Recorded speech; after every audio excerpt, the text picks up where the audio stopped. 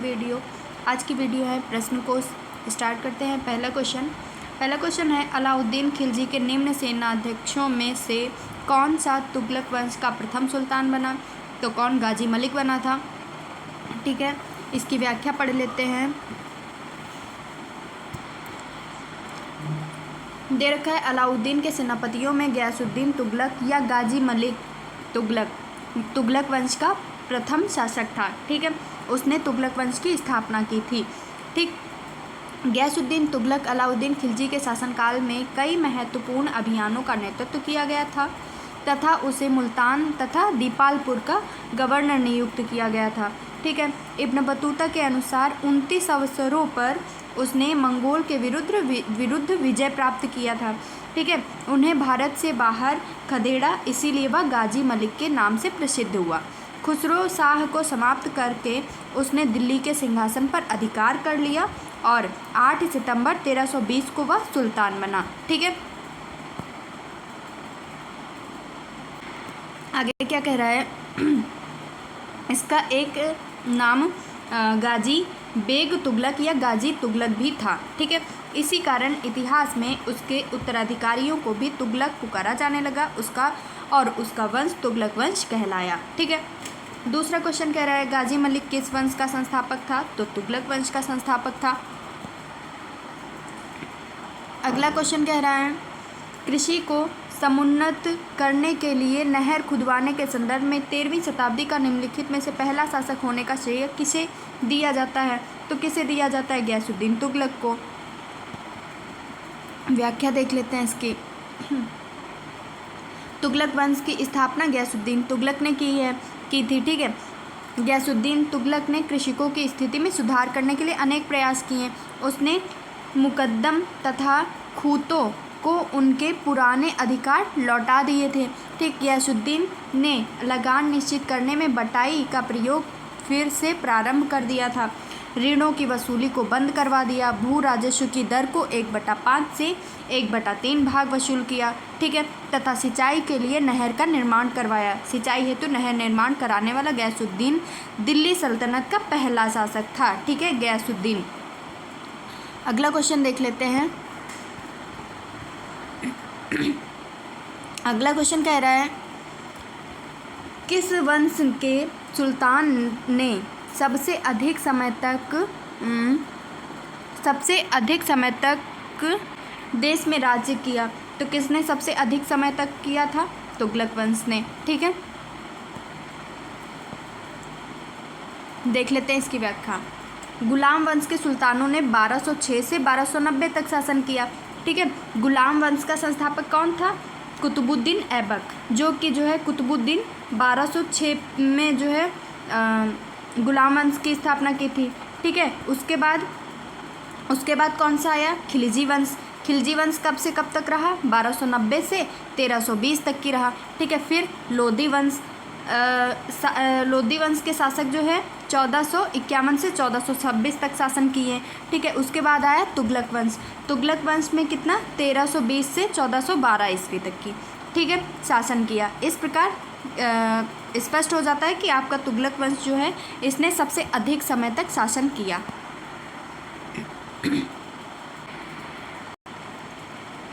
अगला क्वेश्चन कह रहा है दिल्ली सल्तनत का सर्वाधिक विद्वान शासक जो खगोलशास्त्र, गणित एवं आयुर्विज्ञान सहित अनेक विधाओं में माहिर था? तो वही था आपका मोहम्मद बिन तुगलक। अगला दे रखा है अमीर कोही एक नया विभाग किस सुल्तान द्वारा शुरू किया गया था? तो किसके द्वारा? मोहम्मद बिन तुगलक के द्वारा। ठीक है, व्याख्या देख लेते हैं। मोहम्मद बिन तुगलक ने कृषि की उन्नति के लिए एक नए विभाग दीवाने अमीर कोही की स्थापना की। इस विभाग का मुख्य कार्य क्या था? कृषकों को प्रत्यक्ष सहायता देकर अधिक भूमि कृषि कार्य के अधीन लाना। ठीक है, 60 वर्ग मील की भूमि का एक लंबा टुकड़ा इस कार्य के लिए चुना गया था। ठीक है, भूमि पर कृषि सुधार किए गए और फसल चक्र के अनुरूप हेर फेर के साथ विभिन्न फसलों की खेती की गई। ठीक है, अगला क्वेश्चन कह रहा है कि दिल्ली के किस सुल्तान ने एक पृथक कृषि विभाग की स्थापना की एवं फसल चक्र की योजना बनाई? तो इल्तुतमिश ने नहीं की, बलबन ने नहीं की, किसने की थी? तुगलक ने की थी। तो तुगलक आगे शायद दिया होगा, देख लेते हैं ऑप्शन में। हाँ, डी ऑप्शन आपका करेक्ट हो जाएगा, मोहम्मद बिन तुगलक। ठीक है। अगला क्वेश्चन कह रहा है दीवान-ए कोही किससे संबंधित है? तो आपका मोहम्मद बिन तुगलक से संबंधित है। ठीक। अगला क्वेश्चन कह रहा है मोहम्मद बिन तुगलक अपनी राजधानी दिल्ली से ले गया, तो दिल्ली से दौलताबाद ले गया था, ठीक है, या देवगिरी? दौलताबाद को ही देवगिरी कहते हैं। ठीक है। मोहम्मद बिन तुगलक के प्रयोगों में सबसे महत्वपूर्ण था राजधानी दिल्ली से दौलताबाद ले जाना। ठीक है। मोहम्मद तुगलक द्वारा राजधानी, मोहम्मद है, महत्वपूर्ण गलती से पढ़ दिया, मोहम्मद तुगलक द्वारा राजधानी परिवर्तन के विभिन्न कारण बताए गए हैं। बर्नी के अनुसार साम्राज्य के केंद्र में स्थित होने के कारण देवगिरी को राजधानी बनाया गया। ठीक है। अगला क्वेश्चन कह रहा है दिल्ली से दौलताबाद राजधानी के स्थानांतरण का आदेश दिया था, तो किसने दिया था? सुल्तान मोहम्मद बिन तुगलक ने दिया था। ठीक है। अगला क्वेश्चन कह रहा है भारत में सर्वाधिक सांकेतिक मुद्रा का प्रचलन किया था, तो सर्वाधिक मुद्रा का प्रचलन जो है तुगलक ने ही किया था। व्याख्या देख लेते हैं। मोहम्मद बिन तुगलक ने अपने समय में विभिन्न प्रकार के सिक्के चलवाए और उन सभी को उचित मूल्य निश्चित किए। ठीक है। परंतु सांकेतिक मुद्रा का प्रचलन उसकी एक विशिष्टता रही। बर्नी के कथानुसार खजाने में चांदी की कमी और साम्राज्य विस्तार की नीति को कार्यरूप में परिणत करने की वजह से मोहम्मद बिन तुगलक को सांकेतिक मुद्रा चलानी पड़ी थी। ठीक है। ईरान में गायखातू या गैखातू के समय में सांकेतिक मुद्रा चलाई गई थी, यद्यपि वहाँ यह प्रयोग असफल हुआ, परंतु चीन में कुबलाई खान के समय में सांकेतिक मुद्रा का प्रयोग सफलतापूर्वक किया गया। संभवतः नवीन अन्वेषणों का प्रयोग करने वाले मोहम्मद तुगलक ने उन देशों से प्रेरणा प्राप्त की। ठीक है। आधुनिक इतिहासकारों का यह कहना है कि उसके समय में संपूर्ण विश्व में चांदी की कमी हो गई थी और भारत में तो बहुत ही कमी थी, इसी कारण उसने सांकेतिक मुद्रा चलाई थी। ठीक है। अगला क्वेश्चन कह रहा है निम्नलिखित में कौन पहला सुल्तान था जिसने भारत में सांकेतिक मुद्रा? तो वही मोहम्मद बिन तुगलक। व्याख्या वही दे रखी है, आप लोग रिपीट कर लीजिएगा। ठीक है। अगला क्वेश्चन कह रहा है जब उसने राजत्व प्राप्त किया तो वह शरीयत के नियमों और आदेशों से पूर्णतया स्वतंत्र था। बर्नी ने यह कथन किस सुल्तान के लिए कहा? तो बर्नी ने यह कथन अलाउद्दीन खिलजी के लिए कहा था। ठीक है। जियाउद्दीन बर्नी ने उक्त कथन अलाउद्दीन खिलजी के लिए कहा था। उसने अपनी पुस्तक तारीख़ फ़िरोज़ शाही में इसका वर्णन किया है। ठीक है। तारीख़ फ़िरोज़ शाही बर्नी की पुस्तक है। कथन दे रखा है और दूसरा कारण दे रखा है। चलिए पढ़ते हैं, देखते हैं। कथन है मोहम्मद बिन तुगलक ने एक नया स्वर्ण सिक्का जारी किया जो इब्न बतूता द्वारा दीनार कहलाया, तो ये कथन आपका करेक्ट है। कारण दे रखा है आर मोहम्मद बिन तुगलक पश्चिम एशियाई तथा उत्तरी अफ्रीकी देशों के साथ व्यापार में अभिवृद्धि के लिए स्वर्ण सिक्कों को टोकन मुद्रा जारी करना चाहता था। स्वर्ण सिक्कों की टोकन मुद्रा जारी करना चाहता था, तो ऐसा तो नहीं था। तो आपका जो है कथन ए सही है, कारण आर जो है आपका गलत है। ऑप्शन देख लेते हैं इसके। पहला दे रखा है ए आर, दे रखा है ए आर, दोनों सही हैं। ए आर की सही व्याख्या करता है तो ये गलत हो जाएगा। दूसरा दे रखा है ए आर, दोनों सही हैं, तो ये भी गलत। जब जो है कथन ए सही है परंतु आर गलत है। सी आपका करेक्ट हो जाएगा। ठीक है। सी ऑप्शन करेक्ट हो जाएगा। व्याख्या मोहम्मद बिन तुगलक के द्वारा जारी स्वर्ण के सिक्कों को इब्न बतूता द्वारा दीनार की संज्ञा दी गई थी। ठीक है। मोहम्मद बिन तुगलक अपनी सैन्य शक्ति में अभिवृद्धि के लिए तांबे के सिक्कों की टोकन मुद्रा जारी करना चाहता था, ना कि पश्चिम एशियाई देशों तथा उत्तरी अफ्रीकी देशों के साथ व्यापार करने के लिए स्वर्ण टोकन। ठीक है। इसीलिए आपका कारण आर गलत है। ठीक। अगला क्वेश्चन दे रखा है वही कथन और कारण दे रखा है, इसमें ए सही है, मतलब देख लेते हैं, पढ़ लेते हैं इसको।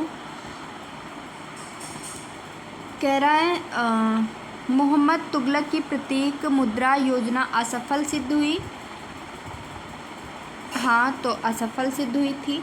कारण कह रहा है मोहम्मद तुगलक का मुद्रा निर्गमन पर उचित नियंत्रण नहीं था, तो ये भी सही है।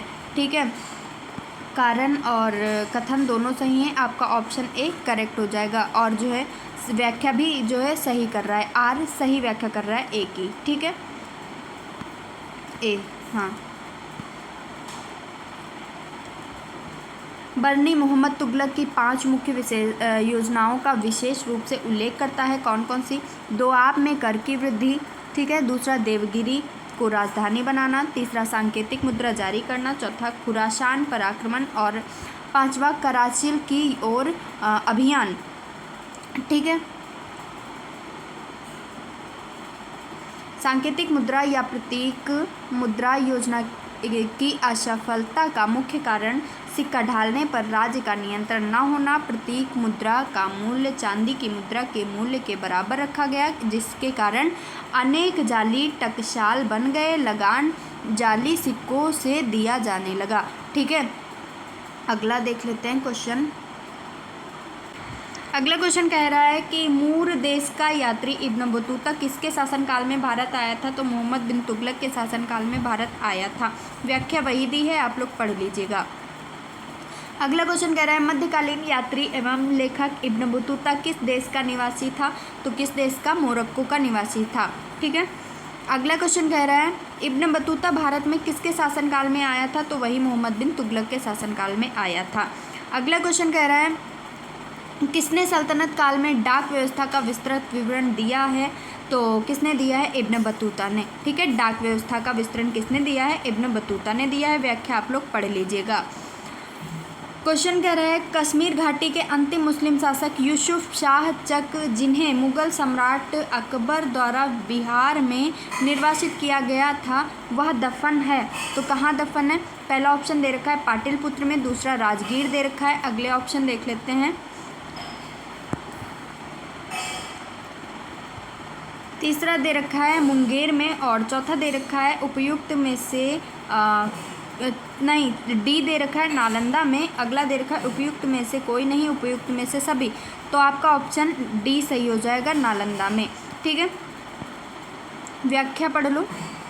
व्याख्या वही है, फिलहाल देख लेते हैं। कश्मीर घाटी के अंतिम मुगल शासक यूसुफ शाह चक को मुगल सम्राट अकबर द्वारा निर्वासित किया गया था।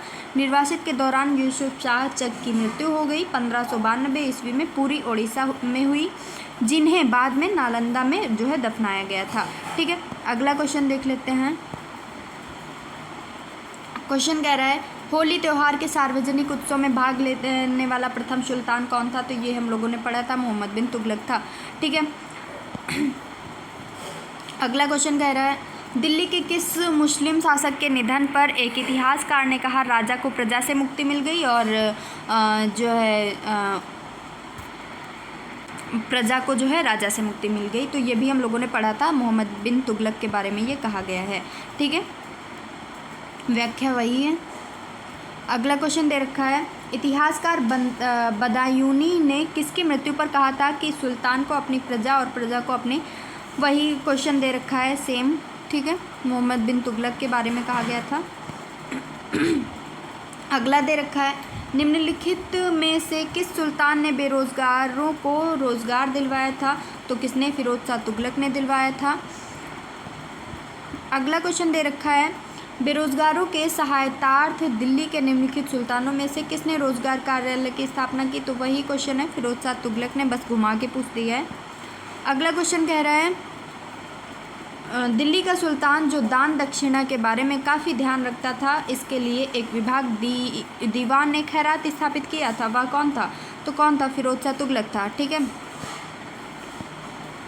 अगला क्वेश्चन कह रहा है निम्नलिखित में से किस सुल्तान के दरबार में सबसे अधिक गुलाम थे? तो किसके में? फिरोज शाह तुगलक के में सबसे अधिक गुलाम। क्वेश्चन कह रहे हैं मध्यकालीन भारतीय राजाओं के संदर्भ में निम्नलिखित में से कौन सा कथन सही है। तो मध्यकालीन भारतीय राजाओं के संदर्भ में देख लेते हैं। अलाउद्दीन खिलजी ने पहले एक अलग आरिज विभाग स्थापित किया, रॉन्ग हो जाएगा।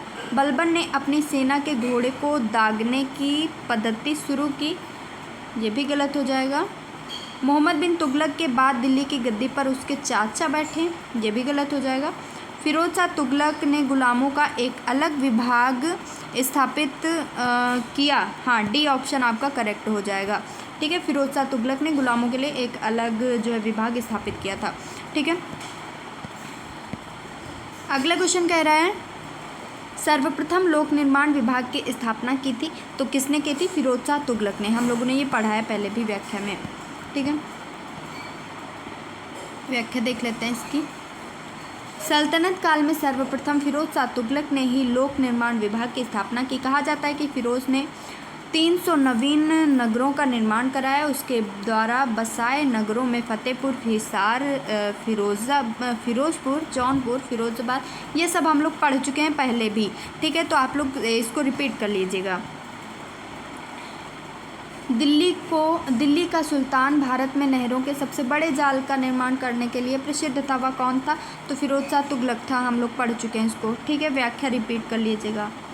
तो व्याख्या जो हम लोग पहले चैप्टर में पढ़े हैं बस वही चीज़ दे रखा है पूरा। ठीक है, दिल्ली के किस सुल्तान ने सबसे ज़्यादा नहरों का निर्माण किया था?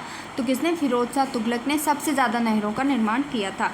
ठीक है, अगला क्वेश्चन दे रखा है हक ए सर्ब अथवा सिंचाई कर लगाने वाला दिल्ली का प्रथम सुल्तान कौन था? तो प्रथम था फिरोज शाह तुगलक। ठीक है,